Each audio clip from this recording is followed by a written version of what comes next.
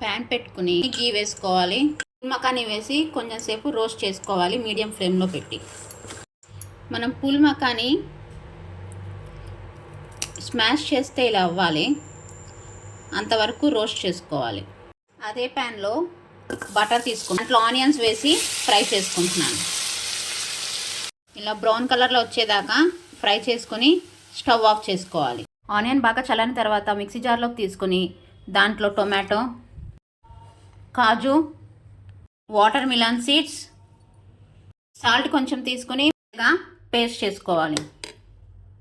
అదే ప్యాన్లో కొంచెం ఆయిల్ తీసుకొని ఇలాచీ, లవంగాలు, దాల్చిన చెక్క, బిర్యానీ ఆకు, అనాస పువ్వు వేసి కరివేపాకు, పచ్చిమిర్చి వేసి వేగనివ్వాలి. పేస్ట్ని దాంట్లో వేసి కొంచెం రోస్ట్ చేసుకోవాలి. ఆ పేస్ట్లో కొంచెం కారం, ధనియా పౌడర్, జీరా పౌడర్, గరం మసాలా ఇవన్నీ వేసి బాగా రోస్ట్ అవనివ్వాలి లో ఫ్లేమ్లో పెట్టి. కొంచెం అల్లం వెల్లుల్లి పేస్ట్ కూడా వేసుకోవాలి. ఆయిల్ ఇలా పైకి వచ్చేలాగా గ్రేవీని మగ్గనిచ్చుకోవాలి. గ్రేవీలో మనం ఫ్రై చేసుకున్న పూల్ మకానీ మిక్స్ చేసుకోవాలి.